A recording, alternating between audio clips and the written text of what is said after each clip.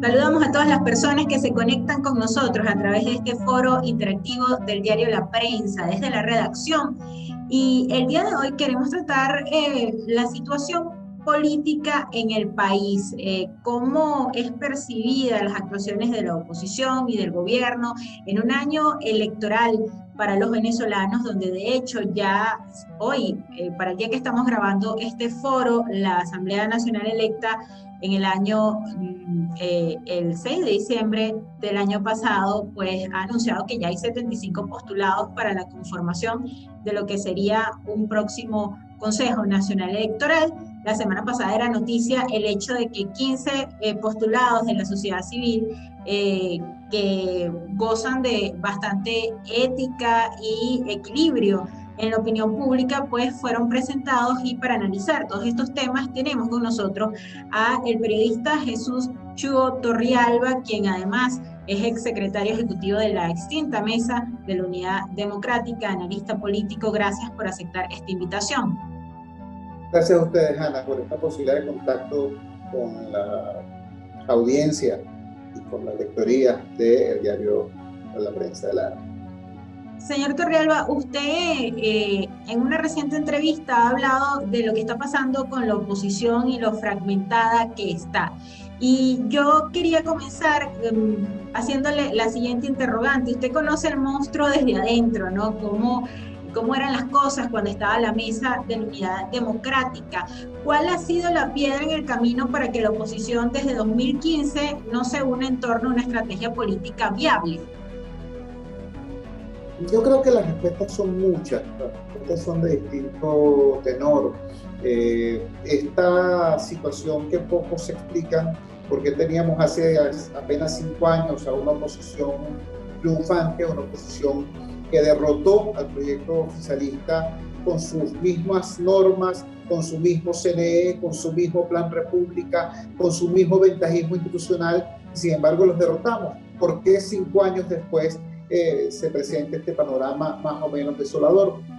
Yo creo, repito, que las causas son diversas. Creo que, por supuesto, se han producido errores, se han producido equivocaciones, pero creo que eso no es lo fundamental. Errores cometemos todos, y a lo largo de 20 años de lucha, yo creo que no es aventurado decir que, en efecto, todos hemos cometido errores.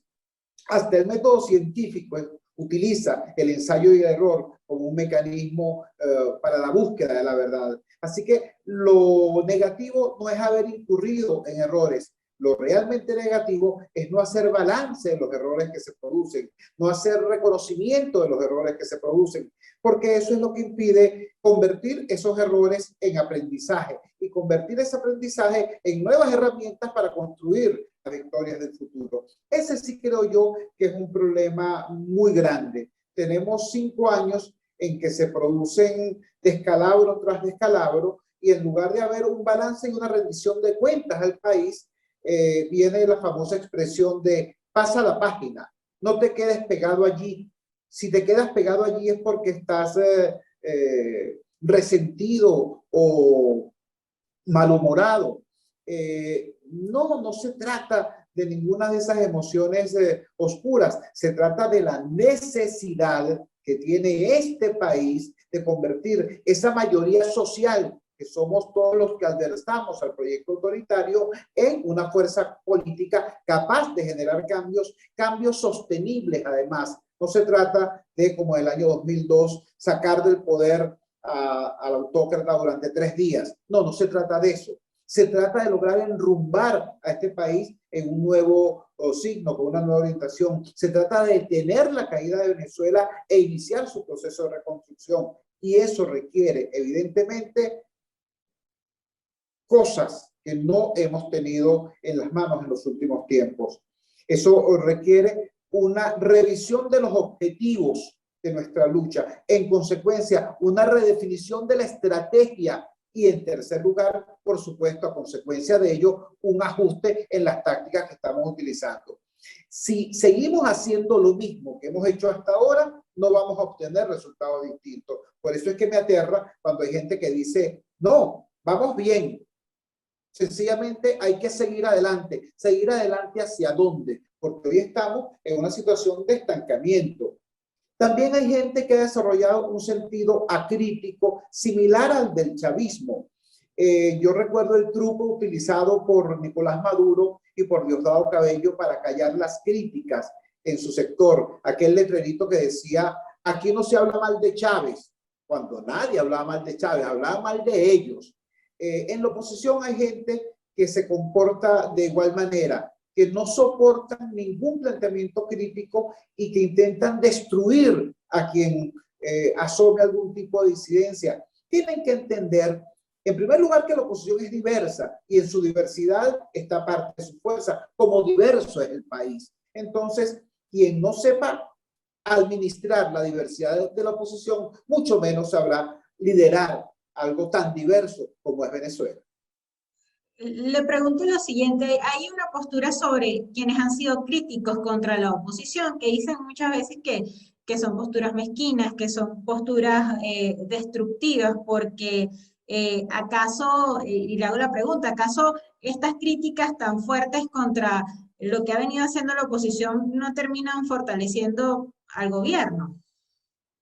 Bueno, habría que ver, ¿no? Yo creo, por ejemplo, en este momento, lo dije en la entrevista que usted aludía y lo repito ahora, que nadie tiene el derecho de pontificar sobre los errores de otros. Nadie tiene derecho a eso. Repito, todos hemos cometido errores. Lo grave es no asumirlos, no admitirlos. Yo creo que en este momento lo que beneficia a Maduro, lo que beneficia a la autocracia gobernante es precisamente no revisar, no tener sentido crítico, no asumir la necesidad de rectificar. Eso sí beneficia a Maduro. Si seguimos haciendo lo mismo y Maduro, con eso que se está haciendo, se ha atornillado, entonces, obviamente, no desarrollar una reflexión rectificadora termina favoreciendo a Maduro. Entendamos lo siguiente, hace 5 años y medio, hace 6 años, Maduro era un recién llegado al poder. Maduro no tenía consigo ni siquiera el chavismo. El chavismo estaba dividido en 2 grandes grupos, uno bajo la égida de Diosdado Cabello y otro bajo la égida de Rafael Ramírez. Y Maduro lo que tenía era la bendición de Chávez, el apoyo de Cuba y a su señora esposa. Hoy, después de 6 años, tenemos al Maduro consolidado en el poder. Entonces, insisto, ¿qué es lo que beneficia a la autocracia? Que tengamos nosotros la madurez, la honestidad, la humildad necesaria para rectificar o seguir empeñado en un camino que ha conducido más bien al atornillamiento de Maduro en el poder. Sí, y justamente le pregunto eso, ¿no? Hay un atornillamiento del gobierno en el poder, pero lo que estamos viendo también es cómo han surgido diferentes bloques políticos con esta situación de que no se terminan de poner de acuerdo los actores políticos. Está, por un lado, los que se han denominado o han estado en la oposición democrática, el denominado G4, acusados de incluso tomar decisiones sectarias por algunos actores de la dirigencia política. También está esta nueva oposición minoritaria que ha venido surgiendo desde que se creó la mesa de diálogo en el 2019 con un sector, con el gobierno, que ha venido participando en los últimos comicios electorales y que muchas hoy tienen tarjetas de partidos que han sido judicializados por el Tribunal Supremo, y hay una izquierda que se ha venido convirtiendo como una especie de enemigo del gobierno. Pero sin embargo, a pesar de esas opciones, vemos que prácticamente el 80% de la población que cuestiona y que no está con el gobierno tampoco se identifica con ninguna de estas partidos o oposiciones al gobierno que han surgido. Sí, de hecho le faltó una cuarta oposición. Usted mencionó a la oposición del llamado G4. mencionó a la oposición de la llamada Mesa de Diálogo Nacional o a los exintegrantes de esa mesa. Habló también de esta izquierda disidente del chavismo. Ahí está la gente del antiguo PPT, la gente del Partido Comunista y otros activistas del chavismo de base. También habría que incluir a este sector de la llamada fracción 19 de julio, creo que se llamaba, donde está el partido de Antonio Ledesma y el movimiento de María Corina Machado.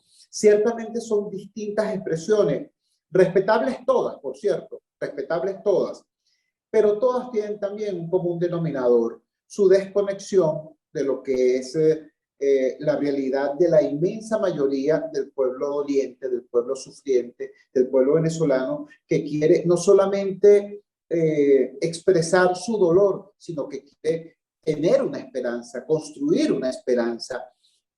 Ninguna de estas cuatro oposiciones por separado responde al nivel de expectativa generada por la unidad democrática hace 5 años. Yo creo que además tenemos un problema adicional. Yo estoy en esta lucha prácticamente desde 1999, cuando se produjo la primera protesta social contra el régimen, que fue a propósito del tema educativo con la consigna "Con mis hijos no te metas". Desde entonces yo he estado vinculado a todos y cada uno de los procesos de construcción de alianzas, de construcción de unidades en la oposición venezolana. Yo estuve cercano al proceso que dio lugar a la creación de la coordinadora en su versión primera, a la coordinadora democrática parte 2 también, al proceso que dio lugar luego a la conjunción de la Mesa de la Unidad Democrática. Luego, cuando casi se parte en el año 2014 la MUD, los partidos me llaman para que participemos y ayudáramos a ese proceso, y en efecto se hizo y se logró la victoria del 2015. Hoy creo que tenemos una situación mucho más delicada. Hoy no existe un centro de gravedad que permita convocar a esas distintas oposiciones a las que usted hacía referencia. El G4 habla con más facilidad con Maduro, por ejemplo, que con los integrantes de la llamada Mesa de Diálogo Nacional. Los integrantes de la Mesa de Diálogo Nacional, de hecho, hablan con el gobierno, pero niegan o adversan a las otras opciones opositoras. Y la opción encarnada por la señora María Corina Machado y el señor Ledesma sencillamente desconocen el carácter opositor de todos los que no sean como ellos y dicen que no son opositores verdaderos. Entonces, ante esa situación, el proceso de reunificación de la oposición venezolana es más complejo que en cualquiera de las ocasiones anteriores, es más complejo que en cualquier momento de los últimos 20 años. No hay ningún centro de gravedad, no hay ningún ente que tenga la entidad necesaria para convocar y ser atendido. Ahí es donde yo he lanzado una idea que quizás pueda ser útil. Vienen unas elecciones de gobernadores y de alcaldes.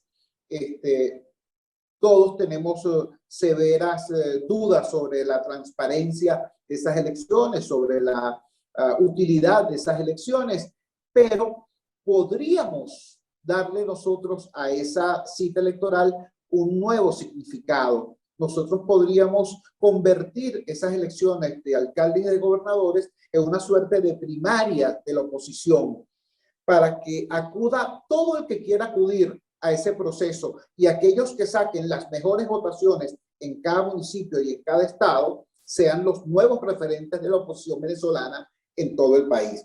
Eso tendría algunas virtudes. Eso, en primer lugar, permitiría renovar, remozar el liderazgo político opositor. En segundo lugar, permitiría que ese remozamiento fuera resultado de una legitimación, una validación nacida del voto del ciudadano, nacido de la expresión directa del elector, no de ningún acuerdo de trastienda ni de ninguna designación a dedo. Y en tercer lugar, nos colocaría nuevamente a todos en la ruta en la que hemos obtenido mayores victorias, que es precisamente la ruta electoral. Sí, dentro de su respuesta hay algo importante. La oposición ahorita carece de un centro de gravedad. Yo le quiero preguntar cómo evalúa lo que ha sido el Frente Amplio, Venezuela Libre. Y bueno, ahorita se habla de una nueva plataforma unitaria que va a crear la oposición, pero el Frente Amplio específicamente, ¿considera usted que ha sido una mala copia de lo que fue la MUT?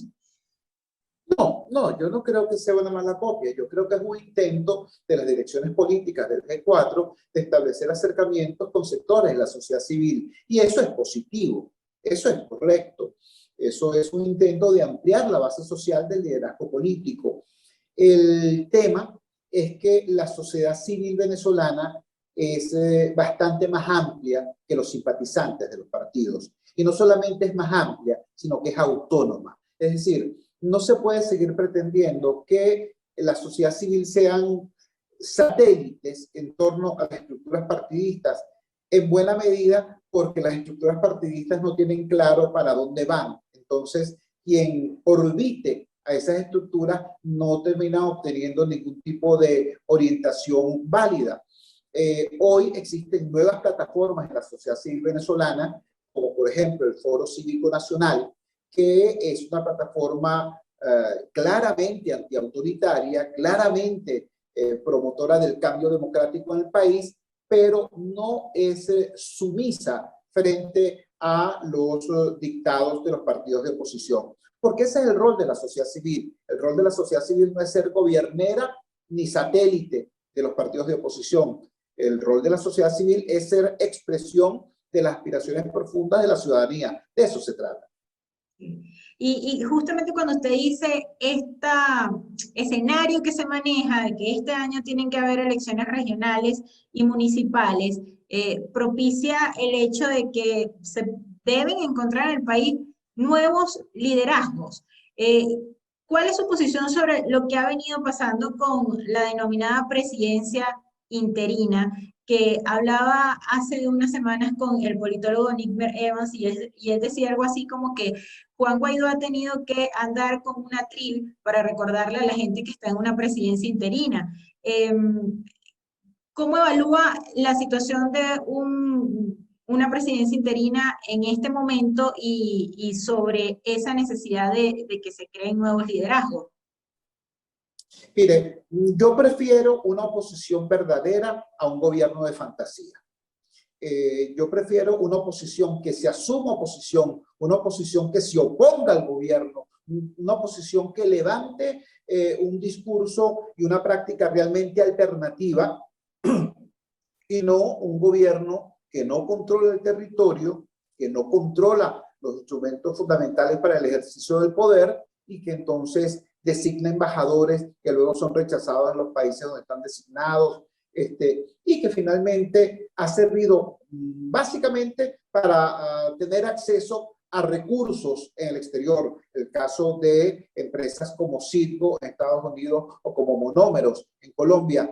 Eso puede ser importante, pero no es lo que define realmente un gobierno. Un gobierno es algo que gobierna y eso ciertamente no lo ha podido hacer Juan Guaidó. Yo creo que hay que reconocer en Guaidó coraje, disposición, valentía, y que le ha tocado un rol muy complicado en un momento terrible de la República. Ahora, recordemos todos que Guaidó llegó a ser presidente interino porque era diputado de la Asamblea Nacional. Hoy la Asamblea Nacional electa en el año 2015 está prácticamente en receso y lo que hace las veces de Asamblea Nacional es una comisión delegada,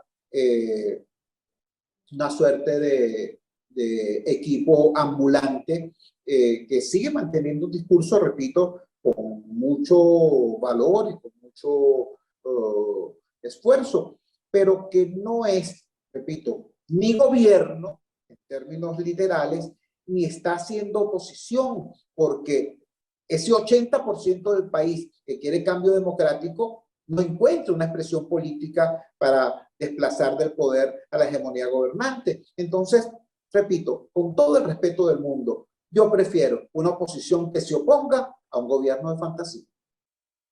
Ahora, señor Chugo, se critica de la misma manera al gobierno, porque ciertamente hay críticas implacables contra la oposición, pero ¿cómo evalúa el gobierno? Porque usted decía que hay un gobierno interino que no ejerce el poder en el territorio, y eso es obvio, pero tenemos un gobierno nacional, el gobierno de Maduro, que según denuncias de, por ejemplo, ONGs como Provea, tampoco tiene el control sobre el territorio, porque hablan de grupos irregulares, grupos armados que también controlan parte del país. ¿Cómo ve al gobierno de Maduro con todas estas, esta situación de crisis humanitaria que se presenta en el país? Mire, yo creo que el responsable universal de la emergencia humanitaria compleja que atraviesa Venezuela es el continuo de los gobiernos de Chávez y Maduro. Eso es para mí una verdad de suyo evidente. Recordemos que una emergencia humanitaria compleja se diferencia de una emergencia humanitaria a secas, porque las emergencias humanitarias convencionales, por así decirlo, suelen ser el resultado o de un conflicto bélico o de una desgracia natural. Es decir, de una guerra o de una inundación, de un terremoto, de un cataclismo. En cambio, las emergencias humanitarias complejas son procesos de destrucción social e institucional que se producen a lo largo de un tiempo prolongado por la ejecución continua de políticas inadecuadas. Eso es la definición técnica de una emergencia humanitaria compleja. Eso es lo que tenemos hoy nosotros en nuestro país. En Venezuela, el sistema educativo era referente para América Latina. En Venezuela, el sistema de salud era referente para América Latina. En Venezuela, la cantidad de personas conectadas al servicio de agua potable era el segundo más importante, más exitoso de América Latina. El servicio eléctrico en nuestro país era de altísima calidad y daba servicio casi al 98% de la población. Todo eso fue destruido. Todo eso fue destruido, no por error, por la acción implacable y sistemática de los gobiernos de Chávez y Maduro. Así que eso creo que está absolutamente claro. Absolutamente claro. Y nos permite además diferenciar dos conceptos que es importante tenerlos bien ubicados, nítidamente ubicados. Una cosa es culpa y otra cosa es responsabilidad.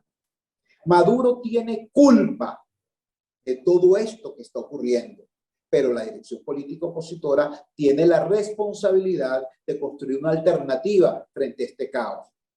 Y así como es indudable que Maduro tiene la culpa del desastre, también es desgraciadamente indudable que la dirección política opositora no ha sabido cumplir a cabalidad con su responsabilidad de construir una alternativa creíble, viable, para resolver este caos. Entonces, no confundamos.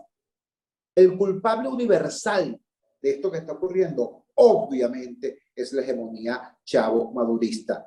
La responsabilidad de construir una alternativa creíble a esto reposa en la dirección político-partidista de la oposición. ¿Y por qué digo dirección política partidista de la oposición? Porque oposición somos todos. Oposición somos todos. Pero las decisiones sobre cuáles son los objetivos, cuál es la estrategia y cómo esa estrategia se convierte en tácticas sobre el terreno, eso es decisión de las direcciones político-partidistas de la oposición, que tienen 5 años tomando decisiones desafortunadas, para no utilizar un término más grueso. Y esos 5 años de decisiones desafortunadas no han sido objeto de un balance que permitan una rectificación. Bueno, llegamos al llegadero. Llegamos al llegadero. Hoy la rectificación es indispensable. Es necesario que los ciudadanos logremos bajarle a las direcciones políticas el costo de la rectificación. Hoy hay un titular interesante. El señor Guaidó, por ejemplo, acaba de anunciar que está dispuesto a conversar con Noruega, que está dispuesto a conversar con Suecia, que está dispuesto a conversar con quien haya que conversar porque Venezuela necesita un acuerdo. Caramba, yo aplaudo eso. Eso es una rectificación. Hace apenas pocas semanas, hace apenas pocos meses, el señor Guaidó estaba diciendo que él no tenía que hablar con nadie, que él no tenía que hablar con Noruega, que ya ese escenario estaba agotado, que aquí lo que venía era otro tipo de cosas porque todas las cartas estaban sobre la mesa. Bueno, resulta que perdió Trump y se llevó la mesa.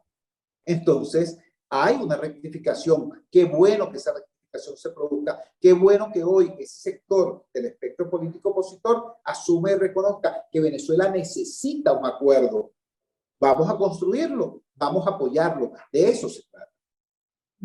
Hasta con Cuba dijo Guaidó que estaba dispuesto a conversar, a dialogar. Y justamente le digo eso, o sea, le pregunto el papel de la comunidad internacional en lo que podrían hacer posibles acuerdos este año para Venezuela, a pesar de que el gobierno de Joe Biden ya ha dicho que Maduro utiliza el tema diálogo, el tema negociación para marginalizar, por así decirlo, a la oposición. Yo creo que es importante que se estén produciendo movimientos en el plano internacional. La llegada de Biden a la Casa Blanca ha significado un retorno del multilateralismo en el diseño de la política exterior norteamericana. Eso ha permitido un acercamiento de la posición del gobierno norteamericano hacia lo que han venido siendo hasta ahora las posiciones de la Unión Europea. Eso podría llevar a que la comunidad internacional sea bastante más eficiente en la promoción del cambio democrático para nuestro país. Yo creo que eso hay que reconocerlo y saludarlo como positivo. Sin embargo, yo quiero destacar algo. Nosotros podemos recibir apoyo, ayuda, solidaridad, auxilio de la comunidad internacional, pero la solución al drama venezolano tenemos que diseñarla, parirla y ejecutarla los venezolanos. Nosotros no podemos confundirnos. Una cosa es tener aliados y otra cosa es tener dueños o tener jefes más allá de nuestras fronteras. Yo quisiera en este sentido recordar lo que fue siempre la postura de los padres de la democracia venezolana, lo que fue la postura de Rómulo Betancourt, lo que fue la postura de Rafael Caldera. Nosotros, la democracia venezolana supo ser extremadamente consecuente y consistente con nuestros aliados de Occidente, concretamente con Estados Unidos, pero cuando fue necesario enfrentar las políticas equivocadas del Departamento de Estado, la democracia venezolana lo hizo.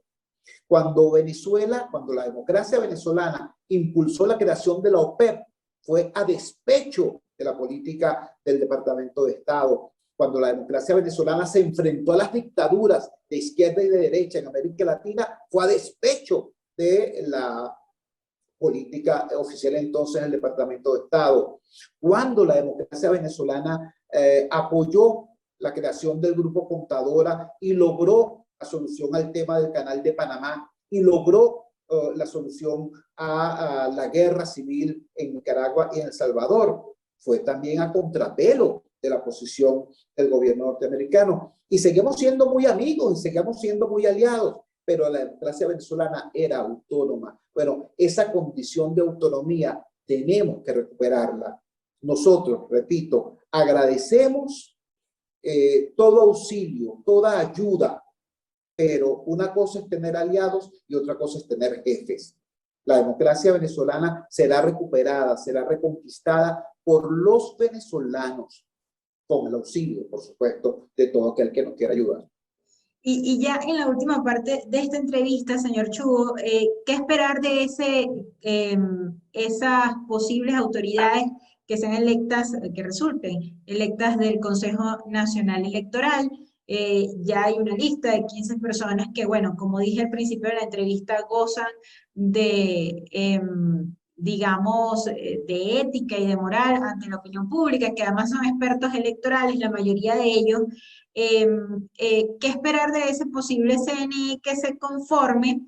Y bueno, si ya con un CNE, digamos, equilibrado, se puede tener condiciones mínimas para unas elecciones, a pesar de que, bueno, muchos dicen que hay un gobierno autoritario y que no son posibles condiciones en ese escenario. Sí, sí, sobre el tema de lo que podemos esperar o no a propósito del CNE.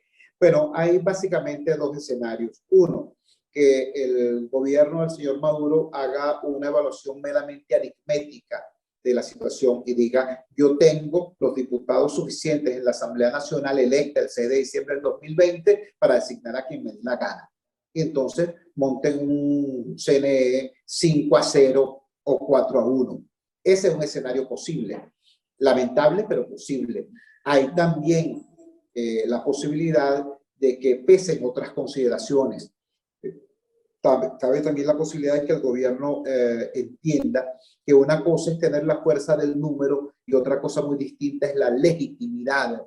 El gobierno enfrenta muy severos problemas en el futuro, en el presente y en el futuro inmediato.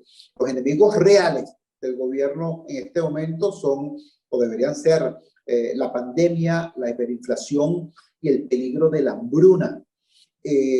Para enfrentar esos enemigos es necesario tener una base de legitimidad de la que el gobierno en este momento carece.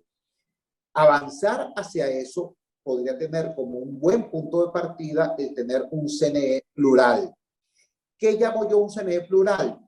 No sería un CNE colonizado por distintos sectores de la dinámica polarizada política. Es decir, lo que siempre hemos visto hasta ahora, un 3-2, un 4-1, tantos para ti, tantos para mí. No, yo no creo en un CNE que esté en parte al servicio del gobierno y en parte al servicio de la oposición. Yo creo un CNE que esté al servicio de la República. Y eso es lo interesante de los postulados por la sociedad civil venezolana. Ninguno de los postulados por la sociedad civil tienen militancia partidista, tienen fanatismo partidista. Ninguno representa un optimismo oficial de ningún partido político. Y es perfectamente posible conseguir venezolanos que, como ellos, puedan generar un espacio de encuentro. Si eso es así, sería una buena señal. Y si eso se produce, entonces viene una nueva responsabilidad para los ciudadanos, porque ya ese no sería el problema. Bueno, ya dijeron el CNE que los rectores hagan lo que tengan que hacer. No, los ciudadanos tendríamos que establecer un seguimiento cercano, estrecho, un acompañamiento estrecho para que el CNE más la sociedad venezolana sigan abriendo espacios para tener mayores posibilidades de ejercicio democrático en nuestro país. Cierro con un aspecto que tú dijiste y con el cual yo estoy profundamente de acuerdo. Nosotros vivimos hoy una situación de agudo déficit democrático. Algunos lo llaman dictadura, otros lo llaman régimen criminal. Cada quien tiene el adjetivo que le guste darle a eso. Pero ciertamente estamos en una situación de agudo déficit democrático. En una situación como esta, es ingenuo pensar, ¿no?, que el autócrata va a tener una súbita revelación, ¿no?, y va a decir, caramba, me acabo de dar cuenta que soy malo. Déjame darle a esta gente las garantías que están pidiendo. Eso ni ha ocurrido ni va a ocurrir. Aquí las cosas van a pasar si hay un sólido movimiento democratizador en Venezuela que tenga raíz social y expresiones políticas coherentes, congruentes y que tengan la fuerza necesaria para promover y conquistar esos cambios. O sea, sentarse a esperar a que me den condiciones para yo participar es eternizar el régimen autoritario. La única manera de modificar las cosas es trabajando desde ya en estas condiciones para cambiar estas condiciones. Pero es un tema de acumulación de fuerza. Y la fuerza se acumula, se produce, se genera activando, no esperando ni absteniendo. Y ya una última pregunta, le robo un minuto más, es el hecho de que el grueso de la población lleva 4 años desmovilizado en torno a unas elecciones. desde el 2017 la gente no acude masivamente a votar. En las últimas elecciones, 70% de la población no participó. ¿Cómo rescatar la credibilidad del voto para que la gente pueda otra vez creer en que el voto puede dirimir los conflictos en el país? Usted tiene toda la razón. Usted me acaba de decir que el voto ha sido demolido desde hace 4 años. Yo diría que un poco más, un poco más. Yo creo que el gobierno y la oposición, el gobierno y sectores de la oposición han coincidido en esa tarea de demolición de la confianza del ciudadano en el voto. Como fue un proceso largo, no será instantánea su recuperación, pero hay que empezar. Yo soy de los que cree que para eso es que necesitamos un nuevo liderazgo, un liderazgo remozado, un liderazgo comprometido con esta Venezuela que hoy existe y con la construcción de una Venezuela mejor. Nosotros necesitamos líderes no que surfeen la opinión pública, no que le digan a la opinión pública lo que la opinión pública quiere oír. Nosotros necesitamos líderes que sean capaces de pararse frente a la opinión pública y digan cosas como esta. Si esto es una dictadura, ¿tú crees que esto es una dictadura?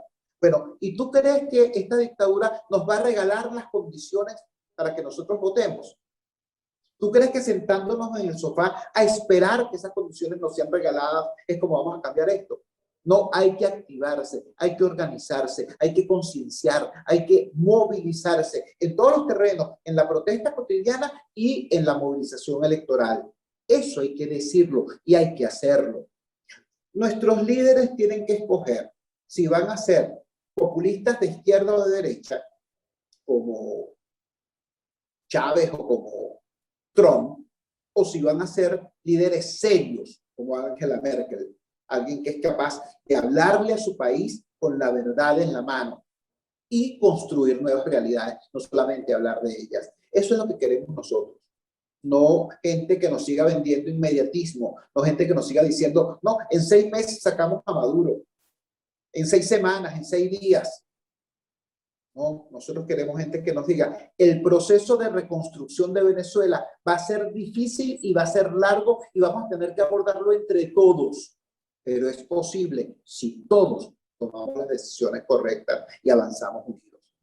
Eso es lo que estamos esperando. Muchas gracias, Jesús Chugo Torrealba, por acompañarnos en este foro interactivo del día de hoy.